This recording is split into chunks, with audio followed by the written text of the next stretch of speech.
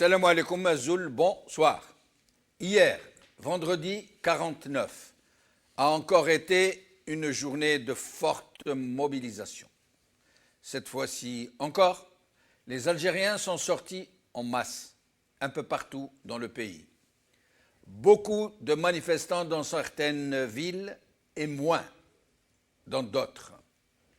Et le moment doit venir, justement, de chercher à comprendre pourquoi la contestation du régime est très forte dans la capitale et certaines régions du pays et relativement plus faible dans d'autres où règne pourtant la misère, l'exclusion, la mainmise des relais du régime sur la population. Et ce triste constat est déjà une réponse en soi.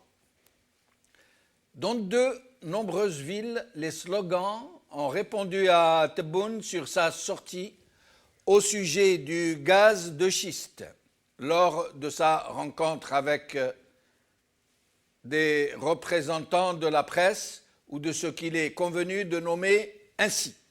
Sinon, les revendications des Algériens restent les mêmes et la principale demande est Madaniya Machi Askaria, une république démocratique et non pas une dictature militaire.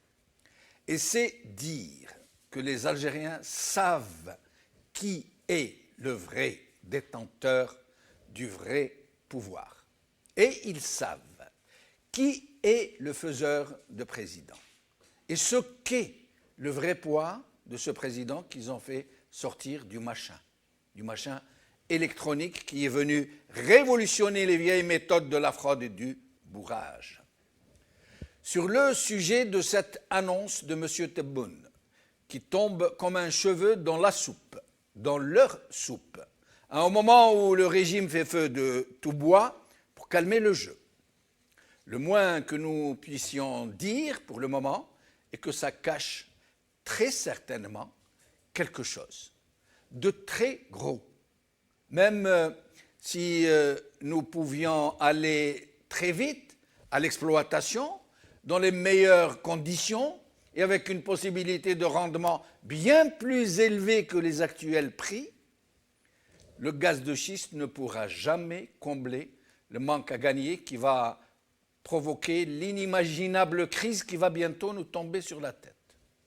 Tout simplement parce que même dans les meilleures conditions, il faudrait des années pour que cette ressource très complexe puisse devenir rentable et qu'elle puisse permettre à ce régime de pouvoir continuer à acheter la paix sociale en faisant tourner tout un pays avec ses seules ressources d'hydrocarbures.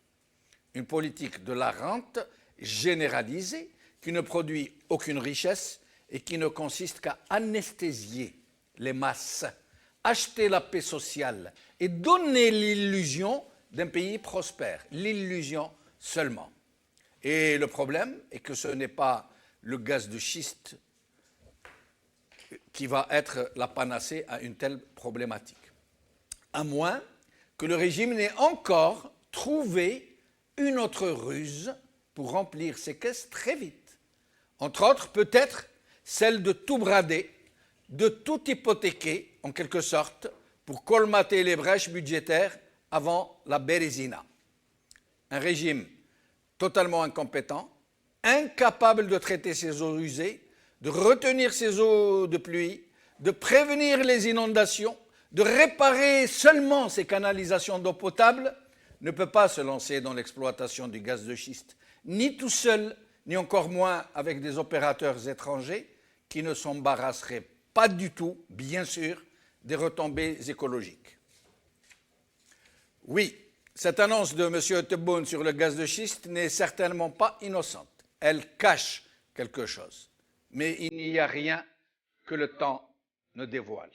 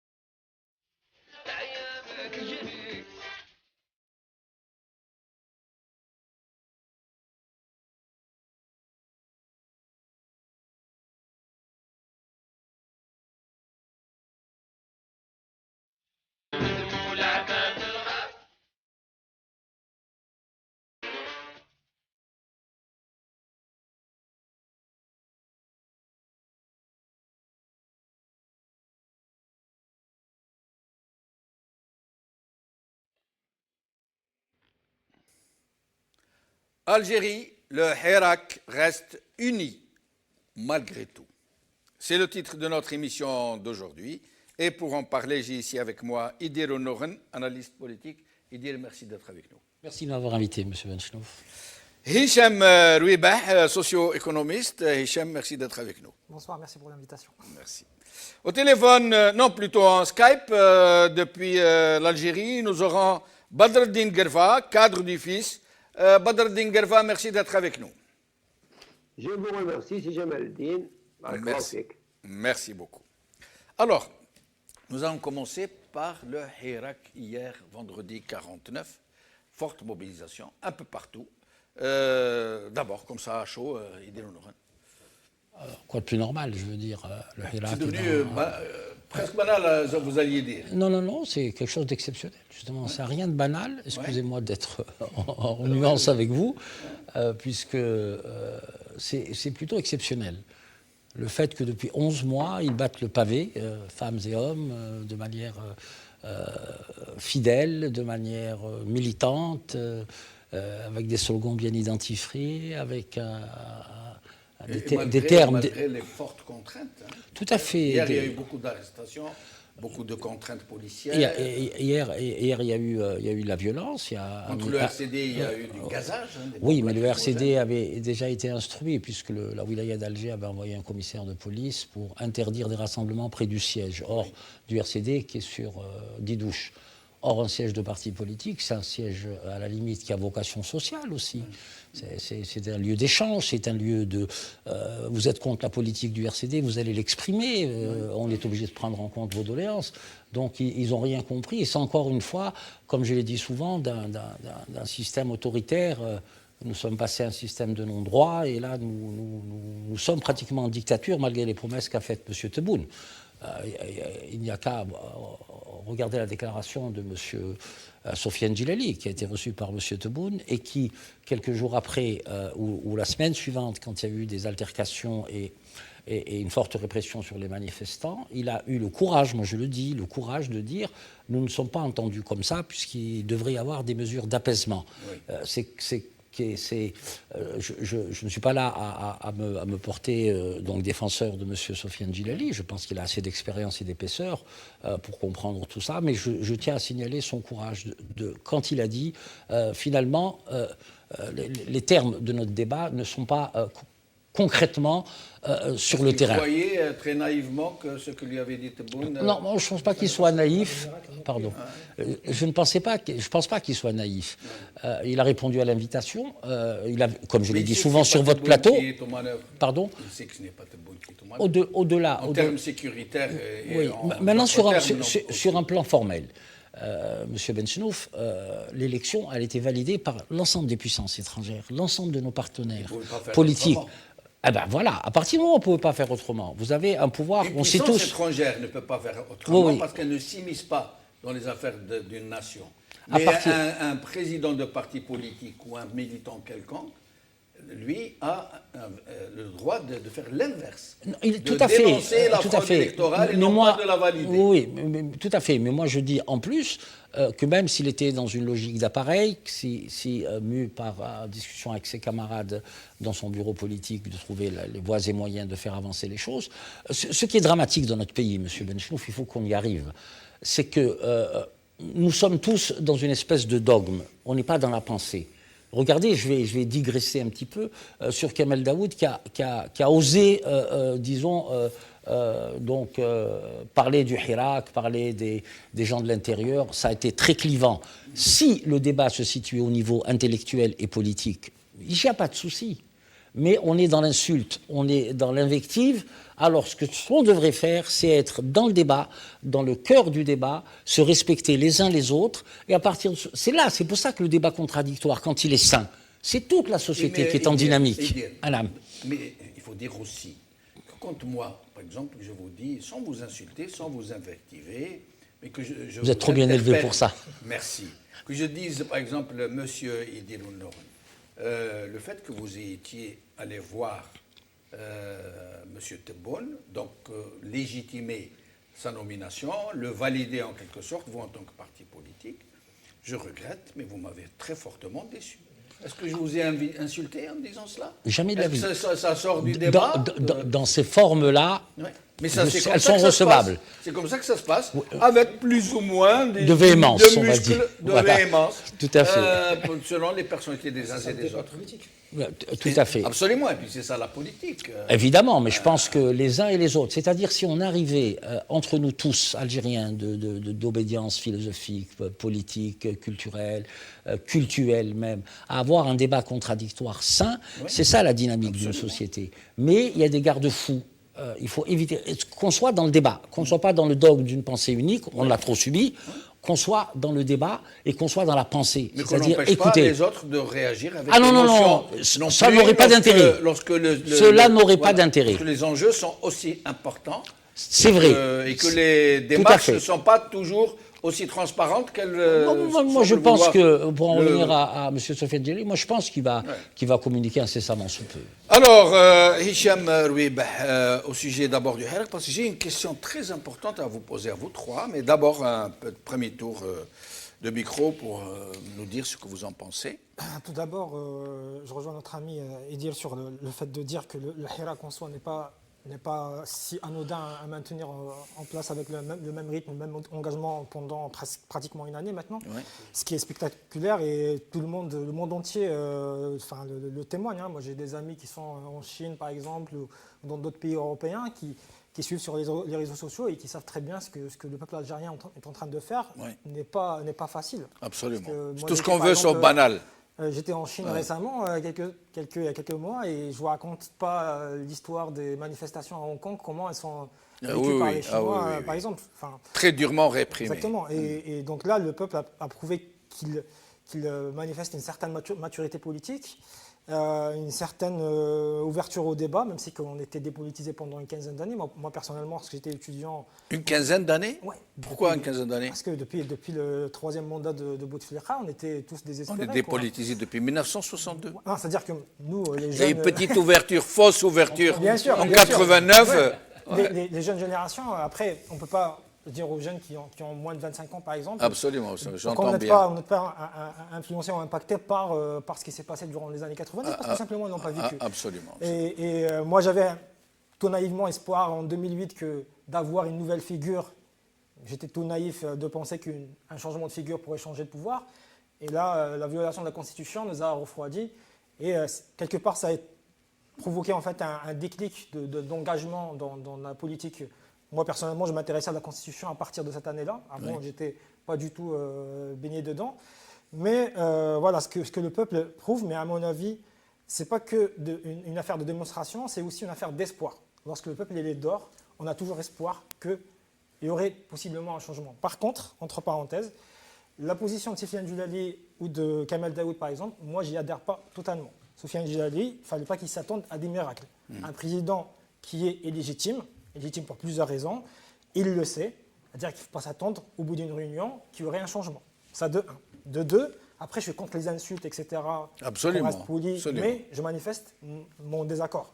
Sur Kamel Daoud, idem. C'est-à-dire que lui, dans l'autre position, j'ai trouvé son article, sa position un peu trop moralisatrice et même défaitiste, dans le sens de dire le Hirak a perdu, n'a pas réussi. D'accord, il y a eu des échecs, mais on est en processus révolutionnaire, ça ne va pas réussir en quelques mois. Absolument. Et le rôle d'une élite, c'est quoi? C'est de commenter un événement ou de participer à un événement. Absolument. Si vous voulez participer, venez sur le terrain. Voilà. Venez participer au débat public et vous allez voir. Les gens sont demandeurs d'informations, monsieur. Les gens demandent à comprendre qu'est-ce que ça veut dire le Conseil d'État, qu'est-ce que ça veut dire le Conseil constitutionnel. Et sont là c'est à nous de leur expliquer ça et de faire ce travail. Et pas de donner des leçons de morale comme s'il avait raté son coup. Absolument. Et ça, personnellement, ça me déçoit, quoi. Badr Dingerva, sur le Hirak d'hier, vendredi 49, j'imagine que vous y étiez, bien sûr, comme chaque vendredi. Salam alaikum, tahia lak wa li douyoufk al-kiram wa à tous nos téléspectateurs et à Sha'b Nassair. Bien entendu, comme chaque vendredi, je suis sur le terrain à Annaba ou ailleurs. Hier, j'étais à Annaba sur le fameux cours de la Révolution. Bon, j'ai pris le thème عند الصديق ساحة الثورتين يعني الثورة تاع 54 et هذه الموجة الثورية تاع le 22 février 19 1999. Bon, c'était comme toujours, c'était un peu plus. C'était agrémenté. Ce que je peux dire, c'est que finalement, vraiment, il est en révolution, comme le disait votre invité, et il profite de tous les débats, des débats sur le cours, sans aucun a priori. Les gens apprennent à se connaître, à discuter dans des débats contradictoires, mais pour moi, ce qui est important, c'est que nous sommes dans une révolution. Nous ne sommes pas dans une démocratie parlementaire. C'est pour ça que les gens ne peuvent pas comprendre certains hommes politiques ou certains écrivains comme Daoud ou la politique comme Soufiane Zinoni ou un autre.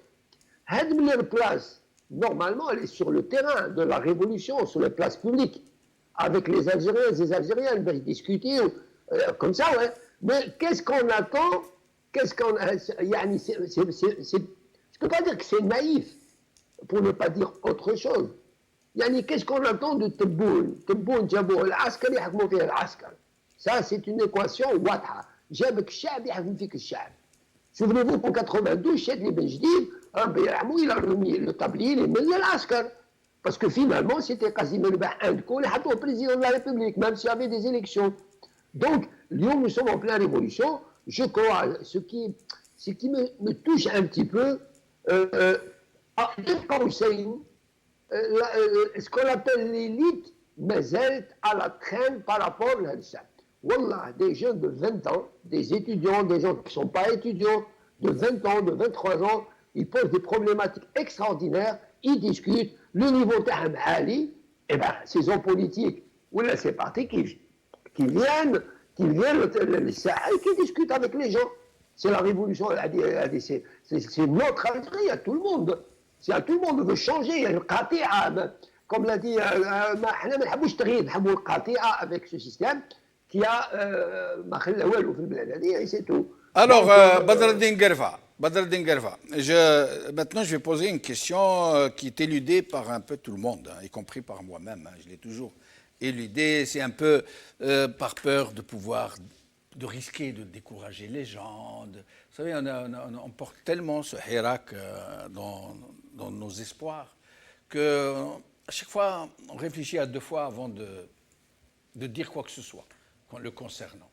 Or, il y a un fait qui est complètement incontournable, qu'on ne peut pas continuer comme ça à mettre de côté ou à glisser sous le tapis, c'est que le Hirak est inégalement suivi dans le pays. Dans certaines régions, il est très très présent, très dense, très intense, très actif, très porteur, très constant. Et dans d'autres régions, il est moins. Ou moins constant, c'est-à-dire une fois oui, une fois non.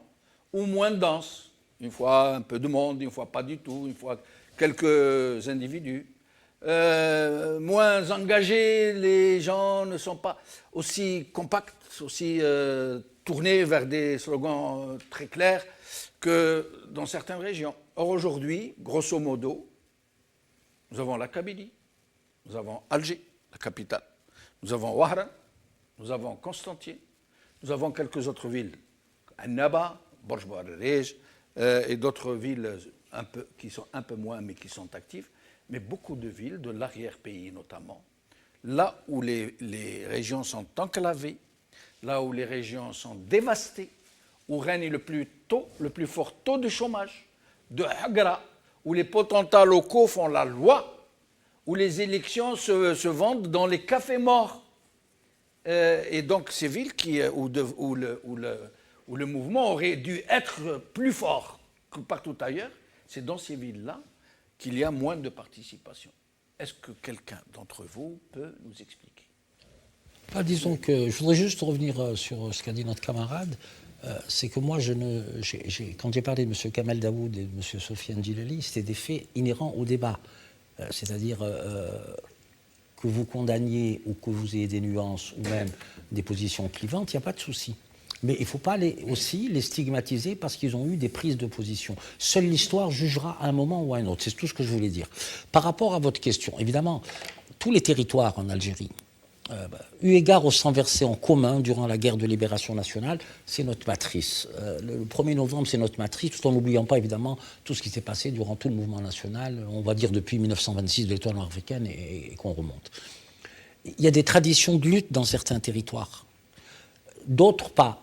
Je suis d'accord avec vous quand vous dites toutes les grandes métropoles manifestent. Alger, Constantine, Annaba, Oran, dans l'arrière-pays aussi. Mais dans votre question, vous avez abordé l'ensemble des réponses. Non, mais la question qui se pose en filigrane, c'est que finalement, ce sont les gens qui ont été méprisés, entre guillemets, qui ont eu où le pouvoir a eu des attitudes condescendantes, ni dans le développement, ni dans l'état de droit, ni dans les libertés, etc., qui auraient dû manifester un peu plus. Je vais donner un exemple tout simple. À Oran, on vit beaucoup mieux qu'à Ouargla. Oui, c'est clair. Il y a beaucoup plus de travail, il y a beaucoup moins de chômage. Pourtant, on manifeste plus à Ouaran qu'à Ouargla. Et moi, ça me paraît tout à fait incompréhensible. Ouargla, qui est la localité où il y a le plus de chômeurs dans tout le pays. Par rapport au nombre d'habitants. Et puis les gens du Sud nous disent la vache se trouve dans le Sud et le lait est au Nord. Et les manifestants, il n'y en a pas ou très peu. Il n'y en a pas ou très peu. Maintenant, sont-ils organisés?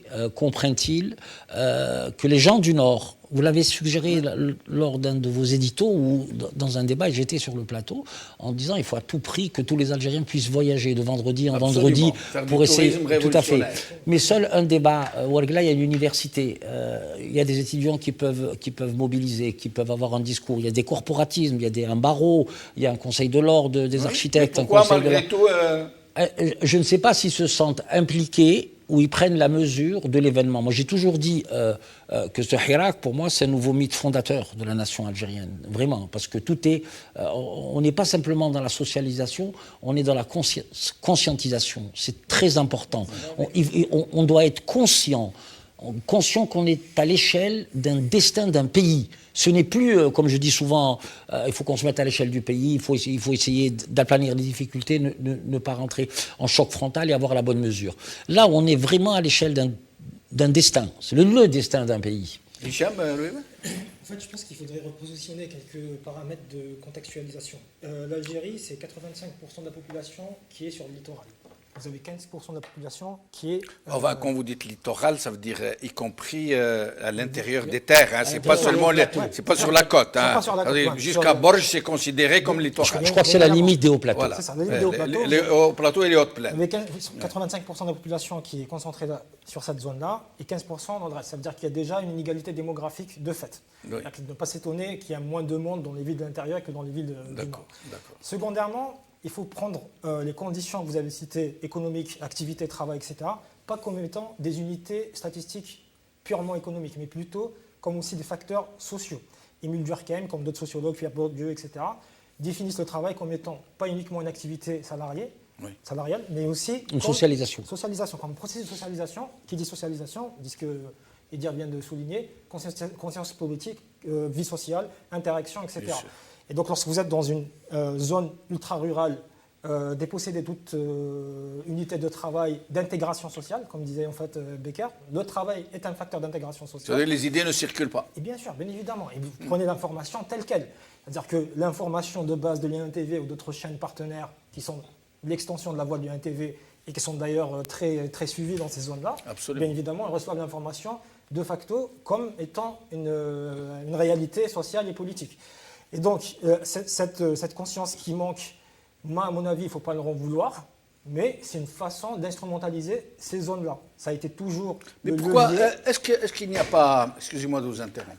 Est-ce qu'il n'y a pas aussi l'action très, très, très prégnante des relais politiques, le RND, le FLN, qui sont très présents dans ces régions, des potentats locaux, Tal-Arash, le mode d'organisation, tout à fait, tribal, tout à fait. Et des oligarques nouveaux, je donne l'exemple du gars du Borj, là, qui... comment il s'appelle, j'ai oublié, c'est même pas la peine de citer. Les forces d'inertie. Qui est arrivé Ce qu'on avec appelle de les forces l'argent d'inertie. à manipuler le Hirak lui-même, hein, à leur faire porter des tifos à la gloire de Bouteflika. Et ça, l'instrumentalisation. Est-ce que ces gens-là, ces relais sociaux, potentats, oligarques, ne comptent pas dans la démobilisation? Ben, évidemment, ils ont contribué. Même, on avait vu, moi en 2015, j'ai été contacté, j'ai participé avec le collectif contre le gaz de schiste, justement. Et on l'avait vu, parce qu'il y avait des gens qui sont issus du Nord qui voulaient partir vers le Sud et soutenir les populations qui sont sorties. Et ben, il y avait des gens qui voulaient les agresser. Et ces gens-là, on voyait, bien évidemment, ils ne sont pas venus agresser leurs concitoyens gratuitement. Absolument. Et qu'ils envoient, bien évidemment, toutes ces castes-là oligarchiques qui... Ça a été le cas à Borges, où quelqu'un a offert des centaines de téléphones. C'est un industriel. Au Baltagia, s'ils arrivent à mobiliser leurs quartiers respectifs à coups de téléphone et de zotla et de psychotropes. C'est un classique, ça n'a pas existé qu'en Algérie, ça existe partout. On regarde l'histoire des révolutions asiatiques, même en Amérique latine. Et juste pour revenir à cette caractéristique rurale, lorsqu'on revient dans l'histoire algérienne... Mais ce n'est pas seulement rural, hein, ce sont des grandes villes de l'intérieur qui ne bougent pas, ou qui bougent très peu. En laissant prise en otage. C'est la prise de conscience politique, je pense, et je pense qu'il y aura un effet de mimétisme à un moment ou à un autre, mais ça prend du temps, monsieur Benchnouf. Ça a été déjà, lorsqu'on voit à l'Oued que les gens s'en sortent. Vous avez parlé du gaz de schiste déjà. Oui, c'est ça. Lorsqu'on voit par exemple à l'Oued des gens qui commencent à sortir, à Adrar, même si il y en a quelques centaines qui sont déjà sortis. Hier, on a recensé quand même une trentaine de wilayas. Après, il y en a disproportionnés. Mais il y a quand même de l'espoir. Et peut-être l'effet mémétique va apporter quelque chose. Mais en tout cas, il y a beaucoup de gens qui ont changé d'avis pendant et l'inconstance, comment se fait-il que certaines villes, et après on passera à Badr Denguerva, comment se fait-il que certaines villes, je comprends parfaitement qu'il y ait des villes où les gens ne sortent presque pas.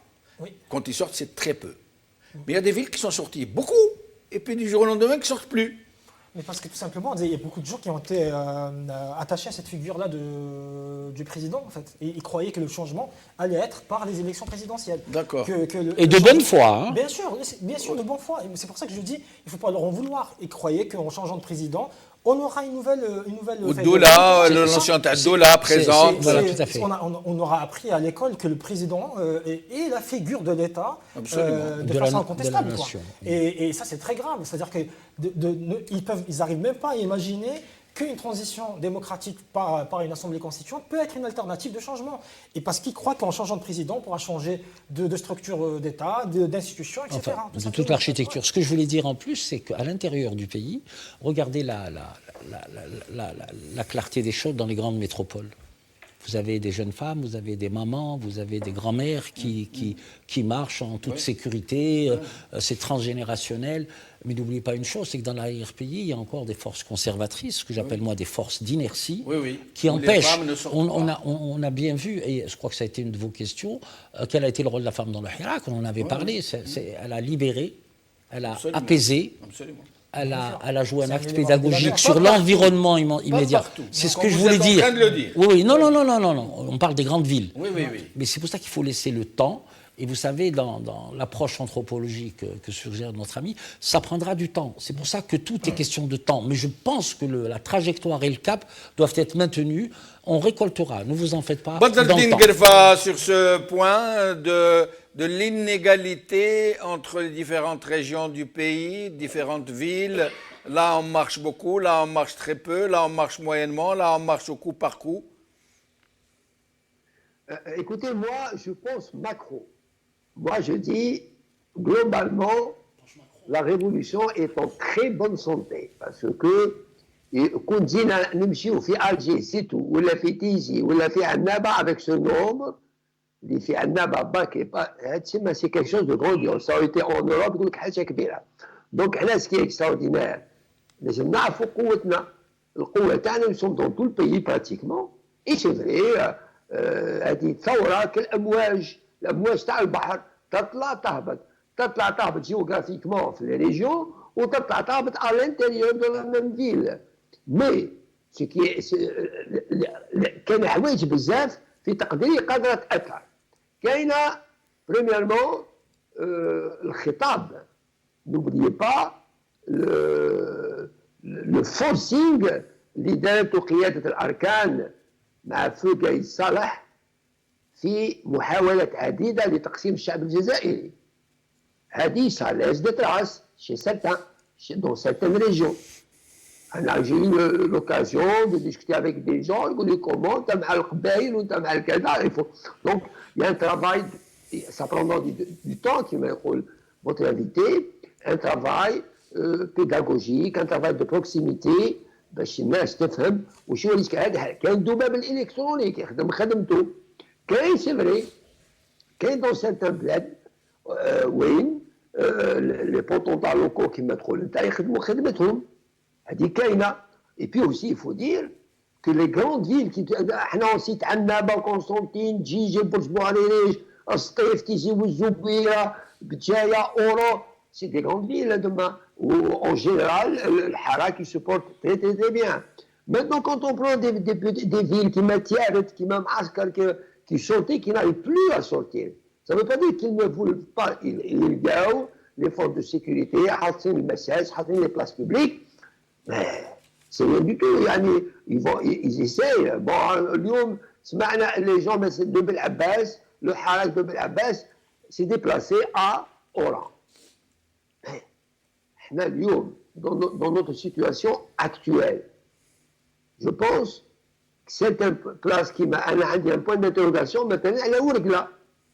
Les Algériens, tout le monde le sait, ou ceux qui ne le savent pas, bon, je le dis, c'était les précurseurs d'Al-Harak. Il y a des années déjà, Laura, ils étaient à l'avant-garde d'Al-Harak. C'est le mouvement des chômeurs. Le mouvement des chômeurs à Ourgla était précurseur.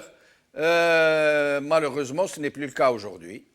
Exactement. ممكن, c'est une question que je me pose. ممكن psychologiquement, c'est la même chose. Ce qui s'est passé le 5 octobre en 88 dans certaines régions de Kabylie par rapport aux événements antérieurs. Ils se sentaient tout seuls, ou là, j'en sais rien, je me pose des questions. Mais malgré ça, il y a des jeunes à Ouargla. Moi, j'ai vu des jeunes Ouarglis qui postaient des vidéos très claires, Al-Harak, etc. Alors, en 88, une précision de taille qu'il faut faire. En 88, la région connue pour être la plus contestatrice, la plus contestataire du pays, la Kabylie, n'a quasiment pas participé à octobre 88, hormis quelques enclaves, quelques localités. Pourquoi ? La vérité n'est pas encore suffisamment connue. C'est parce que le régime, le DRS notamment, à l'époque, avait activé certains grands relais kabyles, des hommes politiques, des militaires et autres, pour étouffer la révolte en Kabylie, parce qu'ils savaient que si la Kabylie avait rejoint le 5 octobre 88, ça serait passé différemment. Ils ont mis le paquet pour que ça n'éclate pas. Ils ont envoyé des personnalités kabyles dissuader les Kabyles de sortir le 5 octobre 88. Et je vous laisse continuer, Badr Dingerfa. Donc la question se pose, est-ce que ces relais ne sont pas aujourd'hui activés كذلك في Ouargla وين كان le pétrole algérien coule, ou comme vous le dites si bien, où le taux de chômage كبير بزاف, où le fakar, où la vie, il n'y a pas de la cité, c'est vraiment pas une cité. Peut-être il y a des relais qui ont travaillé ويقولوا لهم انتم ما ناضلتوا وحدكم الاخرين ما مشاوش معاكم. Mais je pense quand même il y a une petite différence par rapport à 88. هنا nous sommes في لحظة كبيرة, لحظة وين la conscience nationale كاملة اللي فاهم واللي قاعد يفهم بلي سي مستقبل البلاد اليوم. لي سلوغون سون كلير. الشعب راهو يعني ويا لا بيداغوجي باسكو كي يسمعها تاع Ouargla ولا يسمعها تاع تيارت اليوم غدوه غير غدوه سي المشكله ومستقبل بلادنا وحاضر بلادنا حاضر لي جينيراسيون. سي بور سا كان لي جون سون انفستي في لا ريفولوسيون دي فاسون اكسترا. Est-ce que nous pouvons penser comme ça s'est passé en octobre 88 où le pouvoir a tout fait pour désamorcer la révolution en Kabylie, il y a réussi. Est-ce qu'on ne peut pas penser qu'il est en train de faire la même chose maintenant avec les autres régions pour qu'elles ne rejoignent pas le Hirak? Est-ce qu'il n'est pas en train d'utiliser des agents locaux, des gens qui ont de l'influence, qui ont de l'argent, qui ont de la police, etc., pour essayer d'empêcher coûte que coûte les autres régions de rejoindre la révolution. La preuve, Ouaharan, quand ils ont voulu faire jonction avec le centre du pays, vous avez vu ce qui s'est passé à Oran. Ils ont envoyé tout leur Baltagia pour empêcher la jonction.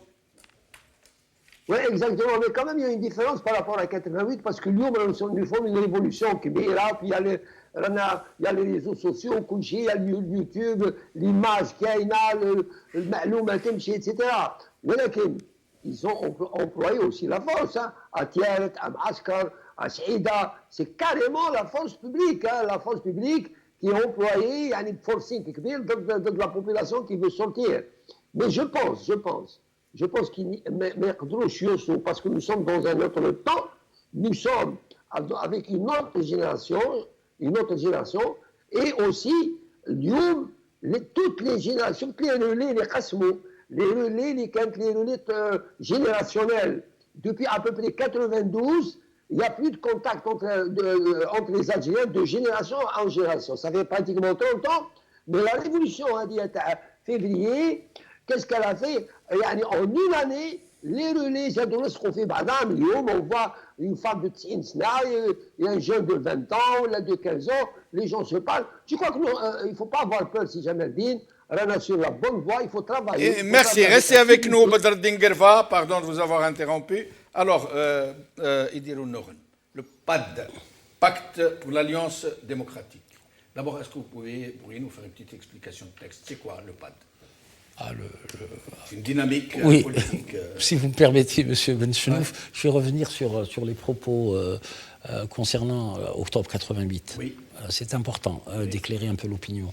Je pense que l'histoire, incessamment sous peu, va délivrer ce qu'il s'est passé réellement. Oui. Parce que les événements ont commencé à Effarhoudin, c'est une région que je connais bien, et il y avait des phénomènes. Il est vrai qu'ensuite, la Kabylie n'a pas beaucoup bougé. Mais je ne pense pas qu'il faille maintenant catégoriser par région. Je pense que nous ne sommes plus à l'échelle d'ambition, nous sommes à l'échelle de projet. Oui. Ça, c'est un. Deuxièmement, en 63, quand M. Aït Ahmed a jeté et monté donc, au maquis, excusez-moi, Abou Bakr Belkaïd était du FFS, Lahdi Khdiri était du FFS, Bourgaï était du FFS. Vous comprenez, c'est pas parce que c'est la région. Quand on me dit la Soumam s'est kabylisée, mais que ce serait passé à Tebessa avec les mêmes, ou à Wahran ou à Tlemcen avec les mêmes résolutions, je serais non pas sous ma main, mais Tebessi. C'est pas un souci. Si on reprend aussi en 2001, quand les arches de Kabylie ont manifesté, c'était une plateforme qui était destinée à l'échelle nationale. C'est ça aussi. Donc je ne pense pas que ça vienne d'une région qu'on aurait pu avoir la bascule. Nous sommes dans une phase historique. Qui ont réussi tout à fait. nous maintenir dans cette approche régionalisante. Ce qui est important, c'est que nous sommes en phase de rassemblement. Et tout le monde doit être rassemblé avec un seul objectif, et je le dis. Moi, le langage matriciel et les éléments langagiers du Hirak doivent rester.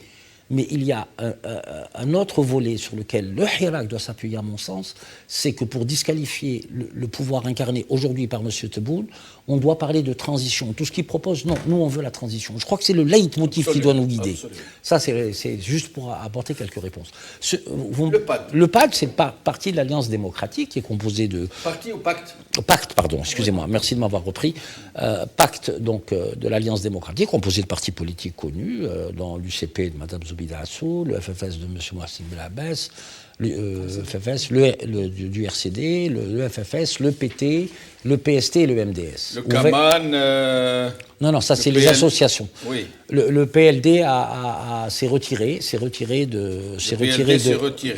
il y a quelques semaines déjà. Parce qu'il n'avait pas reçu, dit-il lui-même, une garantie suffisante pour la laïcité au sein de l'Alliance. Ça veut dire pas de participation d'islamistes, quel qu'il soit. Non, être laïque, ça ne veut pas dire être anti-islamiste, je veux dire. Justement, dans cette pacte Alliance démocratique, pacte pour l'Alliance démocratique, dans cet intitulé, on va dire. Concept, est-ce que c'est le démocratique tel que perçu par certains éradicateurs, c'est-à-dire anti-islamistes, puisqu'ils disent islamistes et démocrates, comme si on ne pouvait pas trouver de démocrates parmi les islamistes, et comme si les démocrates étaient vraiment des démocrates. Ce que je veux dire par là, c'est que moi je vous rejoins jusqu'à un certain niveau, même peut-être totalement.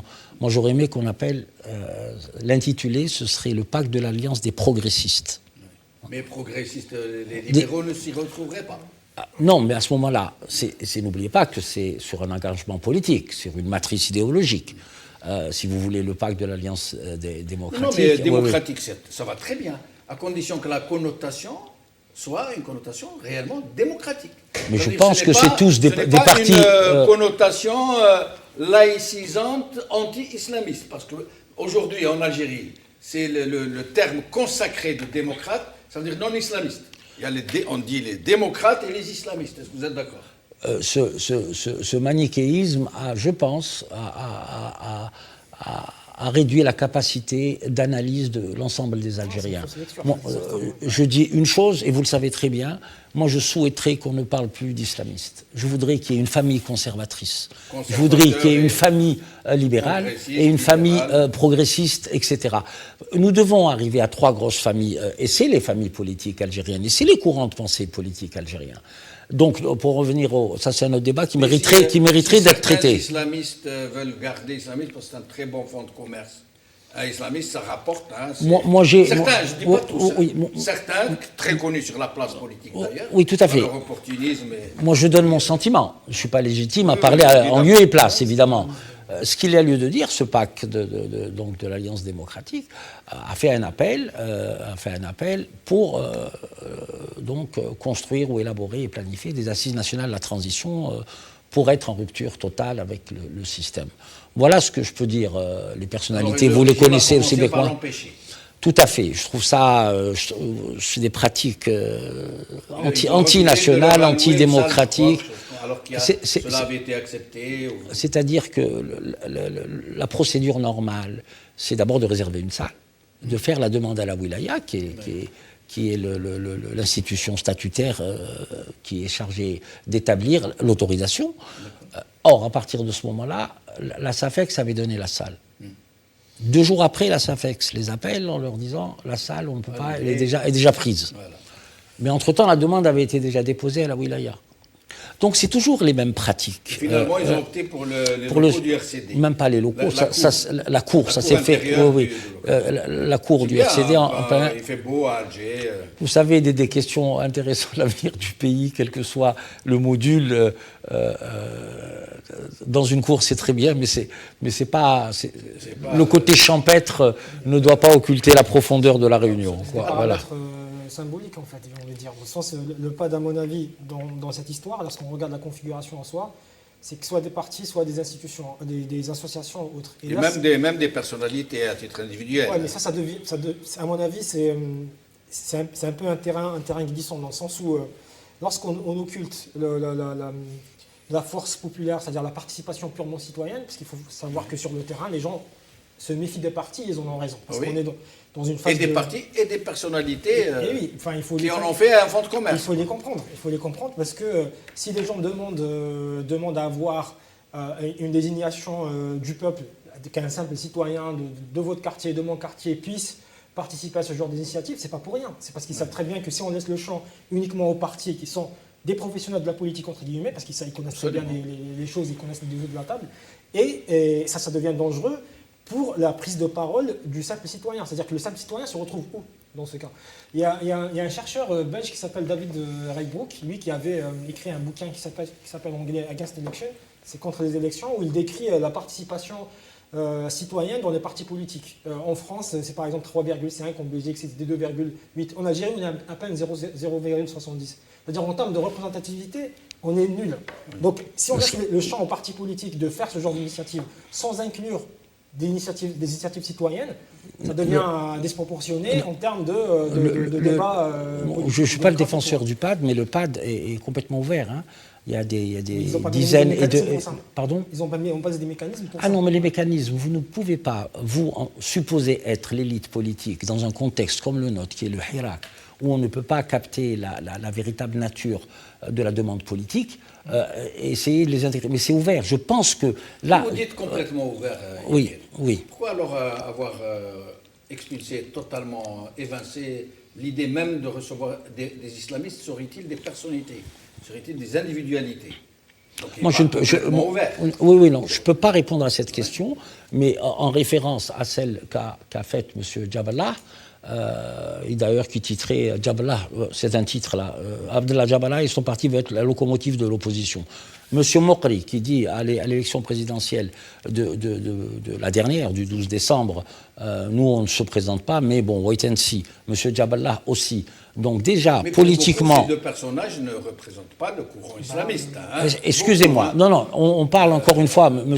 Benchnouf, je ne parle pas du fils d'Issou ou des personnalités du fils. Oui. Je parle de personnalités politiques qui ont un agrément. Ne pas oublier aussi dans notre équation... On ne parle pas de partis islamistes qui ont collaboré... à un moment ou à un autre. Avec le pouvoir. M. Jaballah, pas à ma connaissance, n'a jamais collaboré. Généralement, les islamistes... Et le pouvoir, je ne défends pas M. Jaballah, mais en tant que démocrate, il faut le...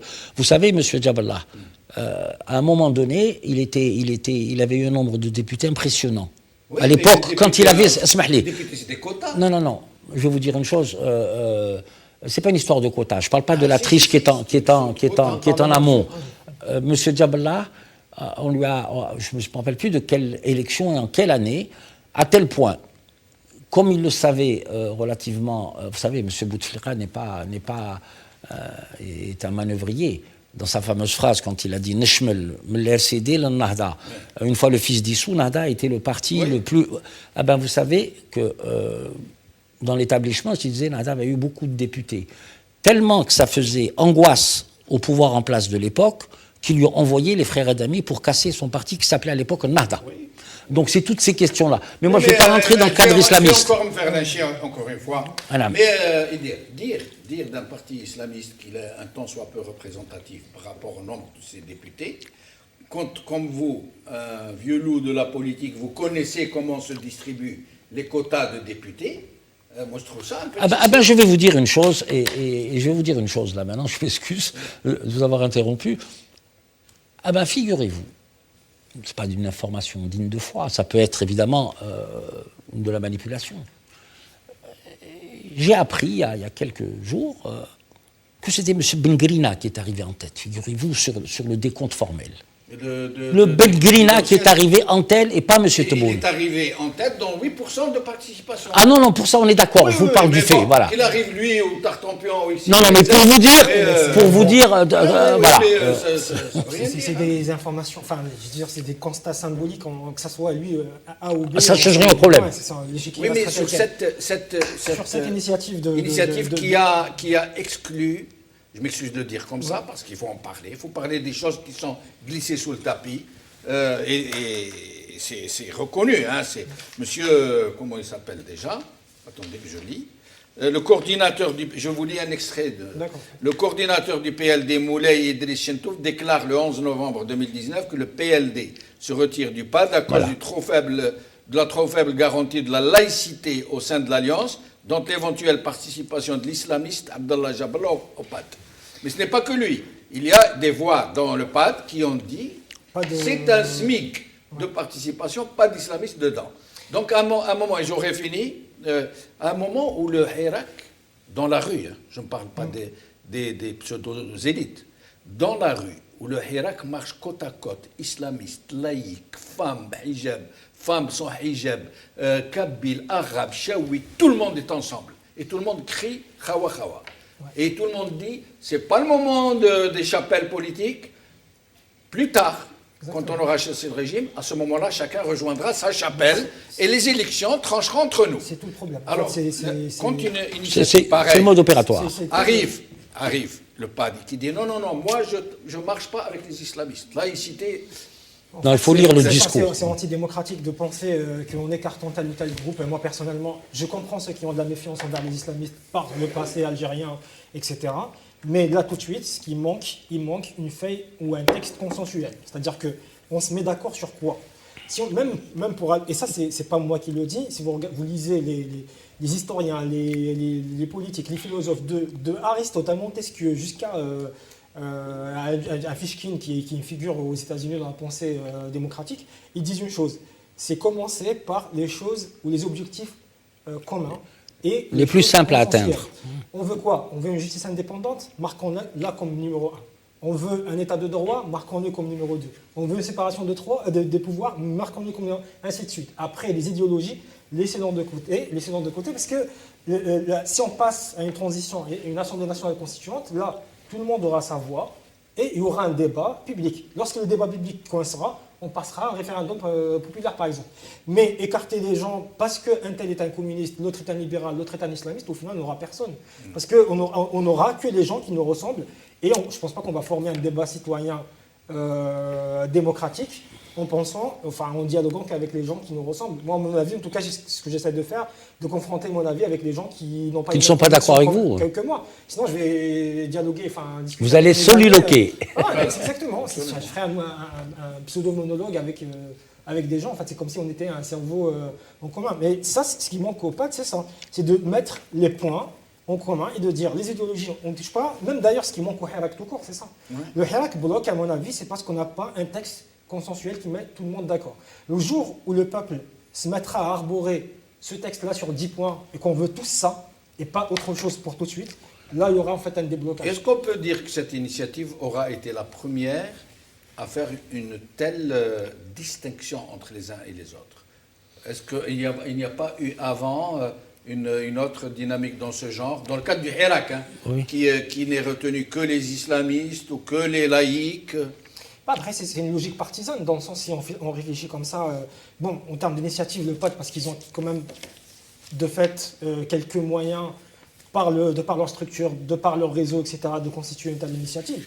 Mais si vous regardez bien sur le terrain, moi, lorsque je suis en Algérie, je suis souvent sur le terrain, et là, il y a beaucoup de personnes dans des quartiers, dans les débats publics, qui présentent des initiatives, en fait. Ils aimeraient bien les porter, mais sauf qu'ils n'ont pas les Ils n'ont pas de relais. Pas certaines locomotives au niveau national. Ils n'ont pas de moyens, ils n'ont pas de siège, ils n'ont pas de... ça.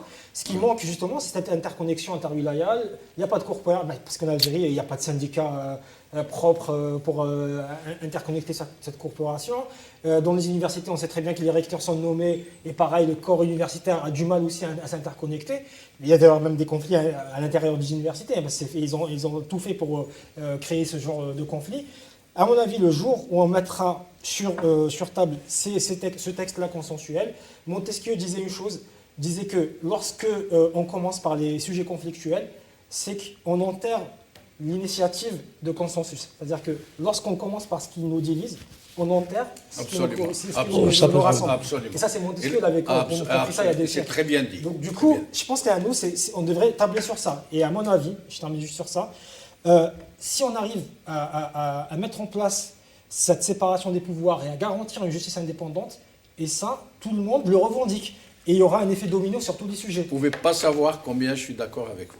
Si on pouvait faire que ça, oui, l'indépendance de la justice, la séparation des pouvoirs, on laisse tout le reste s'installer tout seul. Parce que je n'aurais pas peur de mener le débat avec avec n'importe quelle personne, de fait que je sais que le jour où ça passera, dans le pire des cas, à la justice, je n'aurai pas peur.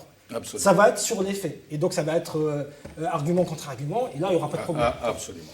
Badreddine Guerva, sur cette initiative du pacte pour l'Alliance démocratique, vous, islamistes, comment voyez-vous cette dynamique qui vous a exclu de facto pour je ne sais pas quel motif au juste, et très certainement pour pouvoir rester entre laïcs, dans un cadre laïque où les islamistes n'ont pas droit de citer? D'abord, moi je suis fils. Je suis islamiste, fils. Fils. Je suis islamiste, les familles islamistes. Front islamiste du salut. Vous considérez, pardon Badreddine Guerva, vous considérez que la décision officielle de vous dissoudre est illégale, vous ne la reconnaissez pas, vous êtes toujours un parti vivant, actif, qui est sur la scène politique? Ce qui me déçoit, c'est quand j'entends notre ami y dire, écoute, je considère le fils comme un parti dissous. Je crois qu'il faut être conséquent avec nous-mêmes, une logique, tout le monde dit que 92, c'est un coup d'État. Tout le monde dit que le Haut Conseil de sécurité s'est réuni sans le président de la République. Tout le monde dit que le Haut Conseil de sécurité, c'est une institution consultative. alors que toutes les décisions ont été prises par le Haut Conseil de sécurité sans président. Le président a été démis ou il a démissionné. Ça, c'est l'histoire récente à l'Bled. Donc, tout ce qui s'est passé après 92, كان anticonstitutionnel ou mouche qanouni ou mouche shar'i. Et pour en revenir au PAD, Pacte pour l'Alliance démocratique. C'est important. Le PAD ou la mèche le PAD.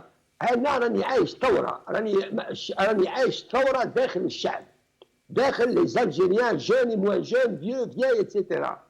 اليوم كي سوم نو احنا باش نمبوزيو على الشعب لايك با لايك اتسيتيرا.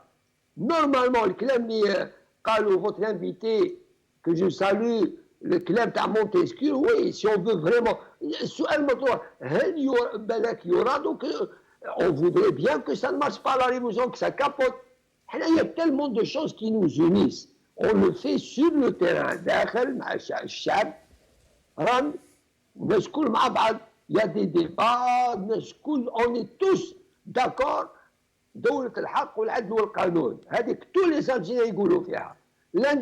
السلطة القضائية الكليب دو بوفوار الفصل بين السلطات. Ça nous unit. علاش نجي انا نقول واحد يقول لك لا اتونسيون هذا لايك ما نسحقوش اللايك يقول لك الاسلامي ما نسحقوش هذوما الناس يتكلموا كيما هكذا كاع بالنسبه لي انا سونتون على تران دو لا ريفولوسيون. لا بدر الدين قرفة سي بدر الدين قرفة بدر الدين قرفة si demain vous organisez vous des islamistes vous organisez une initiative, vous lancez une initiative, il y a quelqu'un parmi vous qui dit oui, nous on accepte tout le monde, mais pas les laïcs, parce que les laïcs coffrent. Nous on ne veut pas de laïcs dans notre.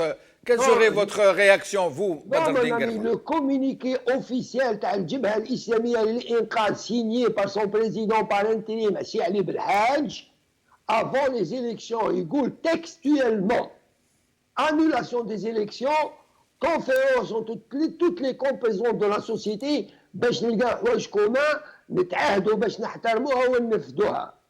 Donc on a eu le courage de dire ce qu'il faut dire. علي بالحاج qui est le premier homme du fils قالها في القناة تاعكم وفي شحال من مرة العلماني اللايكي الاشتراكي الليبرالي الإسلامي كل الناس عندها الحق.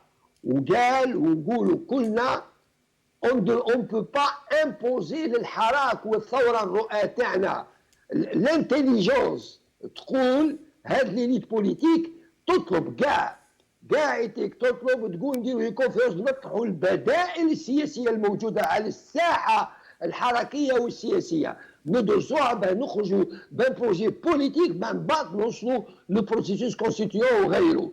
اما اون بلاس لا شاري افون لي بو ونقول هذا يروح وهذا ما يكونش. Ça, je vous assure, si Jamal Din ou الشعب يسمع فيا اليوم que ce soit à Alger ou à Tizi ou à Adrar, اللي يفكر هذا التفكير il s'exclut de lui-même من الثورة. parce que احنا عايشين في الشارع وعايشين الحمد لله ensemble خوا on discute avec des débats. Et restez avec nous, Badr Dinguerfa. C'est juste pour répondre. Sans vouloir vous offenser, il ne vous a pas échappé que j'étais ni ministre de l'Intérieur ni membre du HCS, du Haut Conseil de sécurité. De manière factuelle, le FIS a été dissous. C'est ce que je voulais vous dire. Maintenant que les militants du FIS activent dans la société, je n'ai pas de souci à le comprendre. C'est tout ce que je voulais vous dire. Je commente les faits. Vous comprenez? Pas plus, pas moins. Très bien, très bien.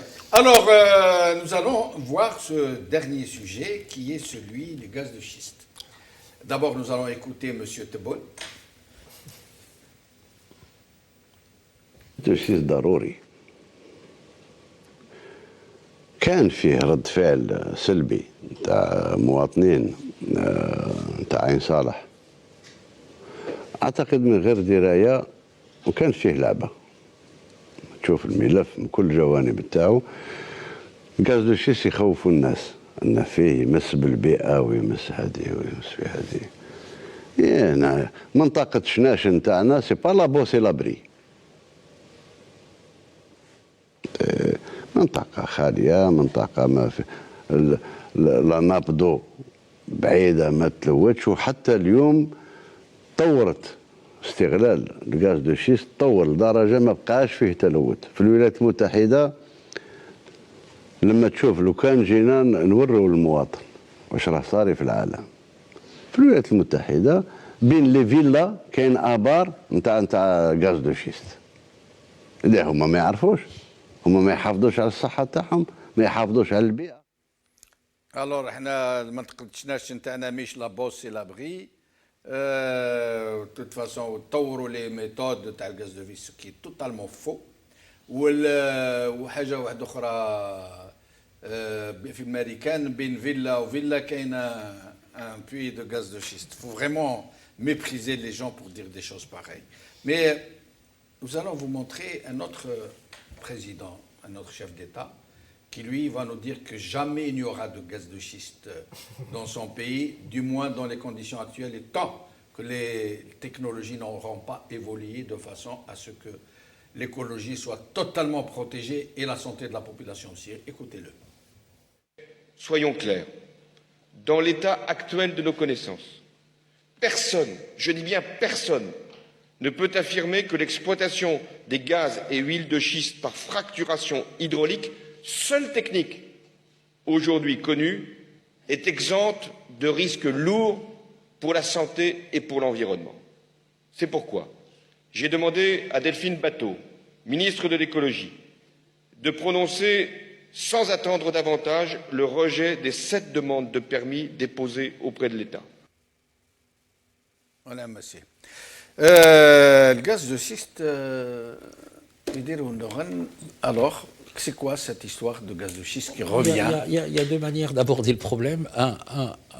De manière exclusivement scientifique et donc évaluer les risques, les procédés, tout l'engineering lié à l'exploitation du gaz de schiste, et l'aspect politique. Je crois que M. Tebboune a raté l'occasion là de se taire. Ça, c'est le premier élément. Le deuxième élément, c'est qu'avec le document que vous venez de passer, la fracturation par hydraulique, je pense qu'il n'y a qu'un seul traitement, qu'une seule manière d'y aborder, hypothèque grandement toutes les nappes. Maintenant, quant à la situation économique du pays, est-ce que finalement, il me semble que Total est en pole position pour, donc, on va dire un mot un peu trivial, lever le marché. Alors, chose qui n'est pas valable sur le sol français, serait valable chez nous.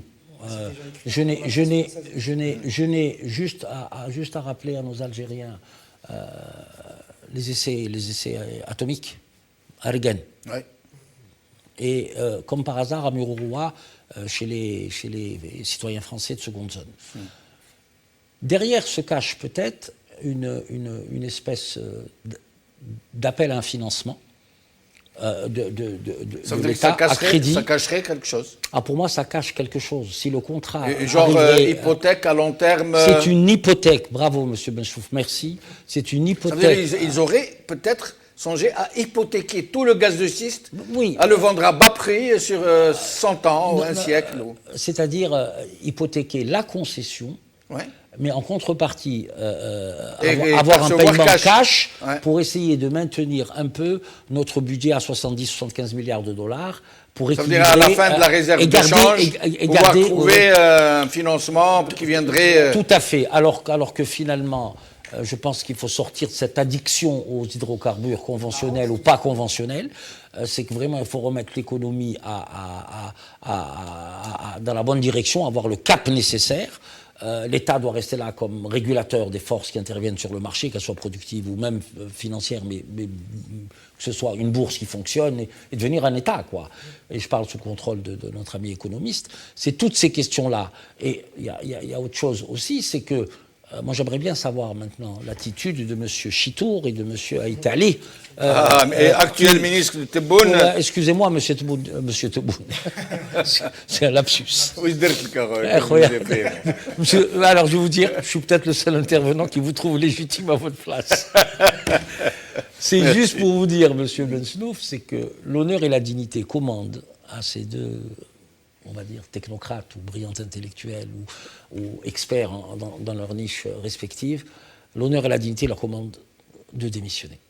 C'est comme ça qu'on reconnaît... Ces deux ministres qui, avant d'avoir été appelés à ces Marocains, étaient tous les deux de farouches opposants au gaz de schiste. Exactement. Tout à fait. Marocain pour nos téléspectateurs. Marocains, ça a des postes de ministère. Postes de ministère. Ouais, C'est pas. c'est ça. Je vais rebondir peut-être sur cette dernière observation. C'est l'aspect. Ouais, parce que c'est quand même assez. Vous avez été militant contre le gaz de schiste, Bien me semble-t-il. évidemment, mais je pense qu'on ne peut pas dissocier l'économie de l'écologie, ça c'est déjà un point inévitable. On est dans une époque où Entièrement d'accord avec la vous. connexion de l'exploitation des matières premières est directement liée à l'impact environnemental. Et comme disait en fait un certain intellectuel, Williamson, un économiste, qui disait que l'économie devrait être au service de l'écologie et pas l'inverse. C'est-à-dire Oui. que c'est pas, on ne va pas aller se batailler de mettre des mesurettes environnementales pour aller calmer. Avant, on disait que l'économie soit au centre de l'humain. Ben non, Mais voilà, c'est pas- que pas- l'économie oui, est tout à une fait. science sociale, ceux qui Tout croient à fait, que tout à fait. l'économie est cloisonnée dans la réflexion Économique, cartésienne, oui, etc. ça C'est va. terminé, ça s'est révolu. Farhat est allé et chez tous les deux, parce que j'ai lu un peu leurs articles bien avant, avant même qu'ils soient dans le gouvernement. Cheto disait. Il était résolument contre. Ouais, il disait clairement que sans moyens techniques, technologiques qui permettent une extraction saine, c'est pas la peine d'y aller. Et Farhat Ali disait que c'était pas du tout rentable, ce qui n'est pas faux, parce que Tout à fait, tout à fait. un puits de gaz de schiste, il faut dépenser 2 millions de dollars pour le faire, ça consomme 300 mètres cubes d'eau pour un seul forage qui demande 30 opérations pour un seul forage. Et là, lorsque la ressource est encore un moyen... Investissement, coût et rentabilité. Si Quoi. on calcule les coûts de transaction, Tout à fait, entièrement d'accord. Et les coûts de locomotive, ce qu'on appelle les coûts de transport, ça devient colossal. Les Américains... Ça ne devient même pas rentable. Aux États-Unis, c'est pas rentable. Les Américains, ils l'exploitent parce qu'ils l'utilisent pour leur propre consommation. Et parce que ça a un caractère stratégique aussi. Exactement, mais ça Même si c'est à perte. C'est à perte, mais Non, puis ça a influencé sur le marché Bien pétrolier, sûr, parce qu'on oublie que les États-Unis sont le troisième ou quatrième producteur mondial de Mais c'est pétrole. les premiers consommateurs en parallèle, c'est-à-dire qu'ils n'arrivent pas à couvrir leur consommation par rapport à leur production. Et malgré ça, c'est une catastrophe au niveau écologique aux États-Unis. C'est faux cette histoire de puits entre deux villas à Beverly Hills. Il y a des rapports très très dangereux sur le gaz aux États-Unis. Absolument. Greenpeace elle-même, elle a déclaré récemment 163 manifestations contre le gaz de schiste aux États-Unis, et notamment pour protéger la nappe de l'Onalga qui est au centre des États-Unis. Et il y a des vidéos, des rapports qui montrent que dans certains domiciles, vous avez de l'eau qui s'enflamme. Qui s'enflamme, on l'a vu. Et ça, c'est aux États-Unis, mais on ne le dit pas, notre président. Bien le sûr. président Tebboune ne le dit pas. Parallèlement à cette position des ministres, à mon avis, déjà, ils savaient au préalable qu'ils n'avaient aucun pouvoir parce que c'est déjà constitutionnalisé. C'est-à-dire que lorsque vous avez l'article 93-99 qui dit que le président de la République participe à la nomination des ministres et que le président de la République n'a pas ce qu'on appelle la bipolarité politique, c'est-à-dire qu'il n'a pas un chef de gouvernement. Le Premier ministre, il est juste exécutant du président. Ça veut dire que le gouvernement lui-même, il est juste exécutant du président. Il n'a pas de contre-pouvoir. Et le Conseil des ministres est présidé par le président de la République. C'est-à-dire que même la loi, lorsqu'elle passe entre les mains des ministres, ils n'ont aucun pouvoir contre la présidence. Et ça, c'est ce qu'on appelle la version officielle. En Algérie, vous avez 3 pôles. Vous avez une configuration triangulaire. Vous avez le pôle officiel qui est la présidence, vous avez le pôle officieux qui est l'armée, et vous avez un pôle supranational, c'est la pression internationale. Et ça, c'est partout dans les pays sous-développés, tiers-mondistes, on est quasiment dans cette configuration. Et le projet de loi sur les hydrocarbures abordait cette question de gaz de schiste récemment. C'est-à-dire que lorsqu'on avait on avait voté avec un gouvernement de gestion d'affaires courantes, il abordait dans quasiment le préambule, parce qu'il y a un glossaire sur les lois qu'on avait abordées dans la loi des hydrocarbures, et il y avait tout un texte qui c'est sous le gouvernement Bedoui. C'est ça, qui expliquait que éventuellement on pourrait exploiter le gaz de schiste argileux, etc. Et ça ne date pas que de cette année, ça a commencé déjà avec la loi de Chakib Khalil, avec les explorations qui dataient quand même de quelques années maintenant. Maintenant, techniquement, lorsqu'on revient au gaz de schiste, c'est qu'il y a des articles qui sont clairs et nets que les entreprises françaises prenaient le territoire algérien comme étant un territoire d'expérimentation. Vous avez un article sur l'observation, vous avez un article sur le point. D'expérimentation en matière de gaz de schiste. Sur le point, oui, j'ai lu l'article. C'est déjà écrit, c'est-à-dire qu'on cherche d'autres territoire Oui, mais le bénéfice du régime algérien, Mais le bénéfice il du serait régime, payé mais- cash sur 30 ans, sur 40 On ans. peut imaginer plusieurs modalités. Dans le contrat des hydrocarbures, c'est généralement des contrats sur 35 ans. Donc, À long terme. ouais, sur- Et on Non, le mais ça, paierait c'est à des l'avance parce que, concessions, là, hein. parce que lui, il a besoin de 30 ou 40 milliards de dollars tout de suite. Oui. Dès que les réserves de change se seraient épuisées, Ouais. lui, il aura besoin de 30 à 40 Mais je milliards pense- de dollars tout de Et suite. je pense qu'il ne va même pas les trouver dans ce secteur. Et justement, c'est la question. J'ai Est-ce pas que compris. ça sert à Techniquement- hypothéquer peut-être sur le long terme Techniquement, non. Par contre, est-ce que ça va en fait avoir, on peut avoir des aides de la part de ces multinationales qui pèsent plus que des États, en fait, lorsqu'on regarde le chiffre d'affaires de Total est largement supérieur à celui de l'Algérie. Enfin, Ouais, Total, il est à c'est 200 évidemment. Oui, non, c'est clair. Et juste un point, et je termine sur ça. Est-ce que dans une économie rationnelle, ce qu'on appelle la théorie du choix public ou la théorie de rationalité économique, est-ce que ne pas investir par exemple les 30 millions d'hectares d'agriculture, de terres cultivables, enfin on en a 20 qui sont exploitables immédiatement, 10 un peu en difficulté dans les zones montagneuses, etc. Est-ce que ce n'est pas une alternative qui peut apporter en termes d'économie nationale, hein, pas- en termes d'économie nationale, À plus court terme, hein, en plus. Le Maroc, lorsqu'ils exportent 1 kg d'agrumes, ça vaut plus cher qu'un baril de pétrole. pour nous. Lorsque vous regardez sur le marché européen combien ça coûte un kilo d'agrumes, c'est quasiment 2 fois le prix du baril. Ça veut dire en termes de bénéfices ou en d'un termes litre de pétrole, coût ouais. Ouais. En termes de prix final. Ce qu'on De appelle prix final, le- d'accord. Sur le marché, un kilo d'agrumes, vous le payez 2 euros. Un litre de pétrole, vous le payez 30 centimes de Un litre, litre. pas un baril. Non, un baril, c'est Oui, 58 litres dans le baril. Alors, une question que j'aimerais vous poser tous les deux avant de passer à Badradine Guelfa. Est-ce que l'un dans l'autre, ça ne pourrait pas procéder non plus, ou aussi, est-ce que ça ne pourrait pas procéder aussi d'une volonté de détourner le Hirak? Ça veut dire, au lieu que le Hirak sorte dans la rue, dire dégager au gaz, transition, il sortirait pour dire non au gaz de schiste, et ça donnerait l'image internationale d'un peuple qui ne conteste pas ses gouvernants, mais qui conteste une mesure de ses gouvernants. Je l'ai évoqué tout à l'heure en disant que ça peut être aussi un leurre. Oui, d'accord. parce que la mise en œuvre de tout ce process-là prendra du temps. Cependant, là où j'ai une petite nuance avec notre ami, c'est dans l'approche institutionnelle. Et c'est là où c'est kafkaïen chez nous. On a une assemblée qui est mal élue, une assemblée issue de la fraude, une assemblée issue de la... oui, C'est non. déjà écrit dans la loi, en fait. Hein. Lorsque vous avez un tiers du Sénat qui est nommé par le président de la République... Non, ça c'est un autre débat. Non, c'est un autre débat. Le tiers présidentiel a été fait justement pour bloquer certaines choses à un moment historique donné. Voilà, je parle plus pour pas entraîner d'autres polémiques. Ce que je veux dire, mais non, c'est pas à ce niveau-là que ça se situe, à mon sens. Hein. Maintenant, je pourrais que vous ayez raison. Ce que je veux dire par là, c'est que dans l'architecture institutionnelle d'aujourd'hui, les deux chambres sont mal élues. Le tiers présidentiel doit sauter. Un gouvernement, un pouvoir d'abord qui n'est pas légitime. Oui, au-delà de ça.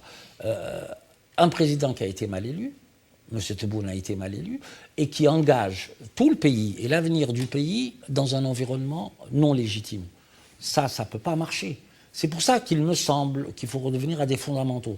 Si on avait un régime semi-présidentiel, le président n'aurait pas eu tous ces pouvoirs-là. Je suis d'accord avec vous. Si on avait choisi il reste à choisir un régime parlementaire. C'est toutes ces questions institutionnelles, dans toute l'architecture institutionnelle qu'il faudra revoir dans le cadre de la constituante qu'on appelle de nos voeux. Constituante. Juste un petit rappel aussi par rapport à cette loi d'hydrocarbures qui est passée récemment et qu'on oublie souvent de citer. Il y avait 3 cabinets américains qui ont participé. Et c'est pas Ça s'est fait là-bas plutôt. Oui, bien sûr, c'est Curtis. La confection de la loi s'est faite là-bas par un cabinet d'études américain. 3 cabinets d'études. C'est Curtis, McKinsey, si je me souviens, si je ne me trompe pas, et Arcelor. Je crois que c'était sous la présidence de Hadj Kaddour, ou je ne sais pas comment il s'appelle, l'ancien PDG Et en fait, ça a été publié par l'APS. J'aimerais bien savoir comment a coûté l'étude. Et quelques semaines plus tôt, il y avait la visite d'un certain Stephen Lynch du Congrès américain avant qu'on passe la loi des hydrocarbures au Parlement. C'est-à-dire qu'on ressent qu'il y avait une pression américaine là-dedans. Lorsqu'on parle de gaz de schiste, il faut savoir que c'est quasiment les États-Unis qui l'exploitent. Ailleurs, en Chine, là où il y a les droits de l'homme, c'est pas en fait le premier pays sur Terre. Et puis c'est le pays le plus pollueur en plus. Exactement. En plus, ça fait parmi les plus grandes réserves. C'est-à-dire qu'ils ont plus de... Et il y a eu de l'opposition. Il y a eu des oppositions parce qu'il y a eu 17 ONG chinoises et internationales qui se sont opposées à l'exploitation de gaz de schiste dans les alentours de Zhejiang et au centre de la Chine. Donc là, ils ne vont pas nous raconter que ça se passe très bien pour le gaz de schiste. On sait que les Américains veulent aussi vendre leur matériel. Il y a beaucoup de moyens techniques. Ah, les tubulures, tout ce qui est... Là, ils sont en trop, en excédent. Ils ont besoin de vendre, absolument. C'est eux qui ont les machines-outils. Ah, oui, ils ont besoin de vendre. Un excédent, il faut trouver des débouchés, sinon ils sont morts. Oui. Surtout qu'ils ont trop tablé sur le gaz de schiste, c'est avéré une catastrophe. Exactement. Et donc tout le matériel qu'ils ont fabriqué, il est invendu. Il faut trouver des gogos. Et les gogos, ça se trouve. En Afrique, généralement. Voilà. Et en Afrique du Nord, un certain centre de l'Afrique du Nord. Alors, Badreddine Guerfa, sur le gaz de schiste, est-ce que c'est une ruse pour détourner le Hirak, pour laisser croire que les Algériens ne revendiquent que l'abandon du gaz de schiste et pas ou est-ce qu'ils sont en train de nous concocter quelque chose d'encore plus grave, par exemple l'hypothèque de nos richesses naturelles sur peut-être un siècle? Qu'est-ce que j'en sais? La révolution va répondre à ça, là j'en suis sûr. Ce vendredi, les Algériens, tout simplement, أنا راني في وسط الثورة، قال لك الغاز de schiste ديروا في فرنسا ديروا في باريس. Bon, je suis sûr la semaine prochaine, dans 2 semaines, يقول لك revenons نرجعوا للسوجي. Donc le sujet, il est dans la rue, الحقيقي اللي هذا اللي نبقاو فيه. Je crois, il va un petit peu يديروا تشويشة على الحراك الشعبي الثوري السلمي. اليوم احنا لو سوجي تاعنا هو كومون فير ديجاجي هذا السيستيم وكيفاش نديروا هذه الدوله اللي حاب نديروها، كيفاش نتناقشوا. اليوم الشعب راه يطرح في قضايا، احنا اون بارل دو بات باغ اكزومبل. الشعب دوبي 2 سيمان 3 سيمان يطرح في قضايا تاع مساجين سياسيين مثلا دو 90 ما نسيناش مساجين التسعينات، يقول لها اومي فام لايك با لايك الناس يقولوا فيهم. Est-ce que le PAC peut parler de ces choses-là? Est-ce que notre ami Idir peut défendre le messaging siyassiyin ou peut défendre ce que subit un citoyen algérien, Ali Belhaj, comme احنا ولا سي علي بالحاج, il défend tous les Algériens. هذا هو الإشكال. سواء نكونوا في مستوى هذه الثورة. كي سوم نو احنا؟ الثورة تطرح في قضايا دي بروبليماتيك في الشارع. احنا نورمالمون دون بارلي اون دوا ريغولي ونشوفوا كان نمشيو. هنا مثلا معنا سيدي يقول لها اسكي يشوفوا قادر يدافع على مساجين السياسيين اللي حاكموا عليهم دي جوج بالكابول وكور سبيسيال.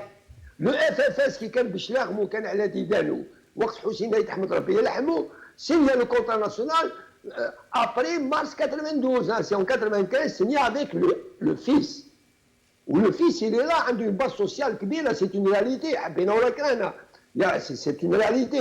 Soit on construit cette Algérie ensemble, مع بعض, نتناقشوا, نشوفوا un processus constituant, نشوفوا نقولوا مشاكلنا, on s'accepte, كل مع بعض, c'est ce qu'on essaie de faire, le travail de tous les jours, ou là on se prend pour une élite avec l'élan de professeurs, de connaissances تاع كل شيء, ونشوفوا الشعب هذا النظرة الدونية ديما من لا هوتور والشعب تاعك. Non messieurs, تسمحوا لي, pour moi, ce peuple-là, il est à l'avant-garde, c'est lui le professeur.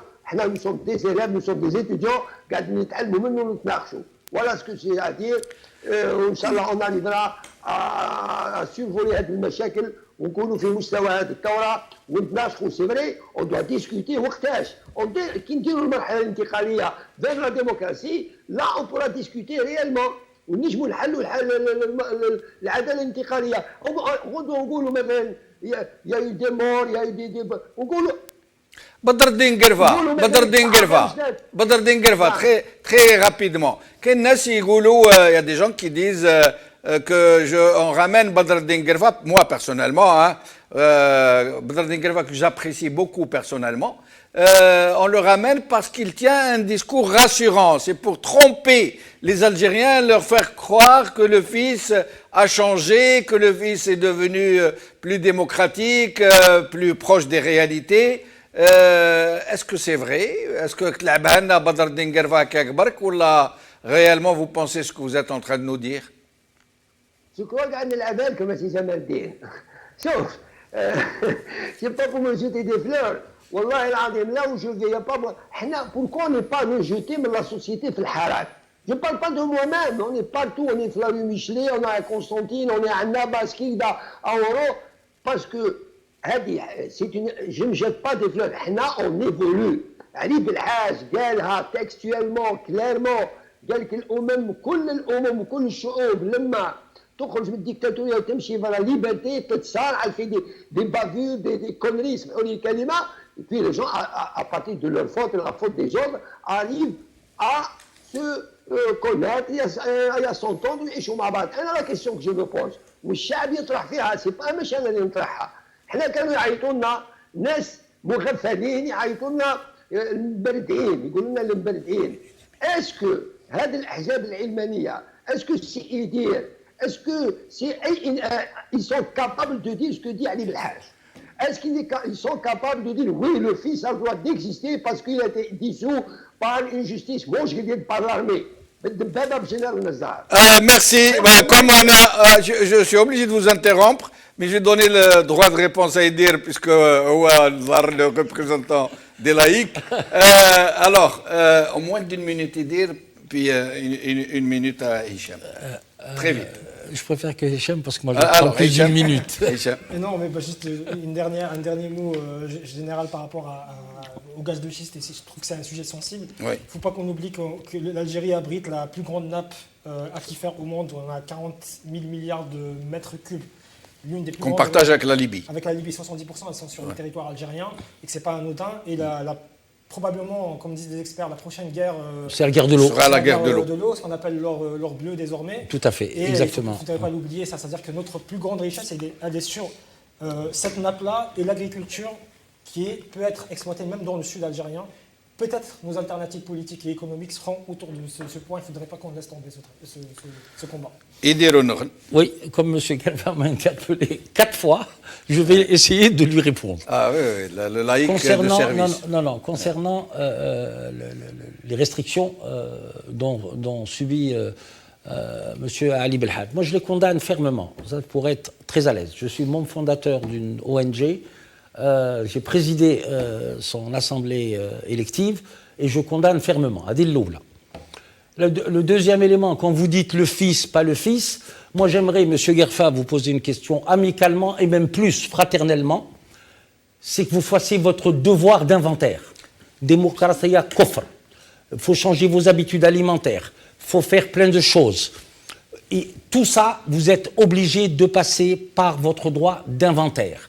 À partir de ce moment-là, moi, que le courant islamiste soit présent, c'est une donnée réelle de notre société. Mais une fois qu'on aura balisé la route, comme vous le dites si bien, qu'on aura... parce que vous devez... C'est pas par rapport au fils que je dis ça. Hein. Il y a des garanties. Les garanties, c'est la loi. Il faut respecter l'état de droit. Quand vous serez... quand le courant que vous animez dira les libertés individuelles sont protégées, les libertés collectives sont protégées, les libertés culturelles sont protégées, les libertés politiques sont protégées, il n'y a aucun souci. C'est une histoire qui doit tous nous réunir autour de lois, respecter la loi binatna, et le suffrage sanctionnera les uns et les autres. Et il faudrait que je vous organise un jour une émission avec Badreddin Guerfa, comme ça on va parler. Avec plaisir, M. Guerfa. On ne va pas vous laisser sur cette frustration. Voilà. Très vite, très vite. L'inventaire, c'est tout le monde qui doit le faire. Saïd Saadi a bien dit on ne vous laissera pas arriver au pouvoir. Vous avez ma fiche technique, c'est bien. C'est pour ça, on bataille pour le devoir de vérité, de mémoire et de justice. Pour Bidoul Intikham, l'inventaire, il doit être fait entre tous les Algériens, une instance de vérité et de justice. L'instance l'adala ou l'insaf. C'est bon, nous avons fini. Un petit mot pour M. Guerfa. Je vous rejoins sur tous les derniers points que vous avez faits. Merci à Badreddin Guerfa, merci à Idir Onour, merci à Hicham Rouibah, merci à vous, chers amis, d'avoir suivi cette émission. Khawa Khawa, Selmiya Selmiya, comme à chaque fois, toujours, on ne laissera personne nous diviser. Il n'y a ni islamiste, ni laïque, ni kabyle, ni chaouia, ni arabe, ni l'Est, ni l'Ouest, où il y a un peu de tout ça. Chacun garde ses convictions dans son cœur en attendant que la libération se fasse. Et une fois que la libération se fasse, il rejoint sa chapelle politique ou idéologique ou la économique ou là je ne sais pas comment on peut appeler ça, où on s'affrontera de façon démocratique et citoyenne. Barakallahu fikum, bqaw ala khair. Qu'est-ce que vous voulez?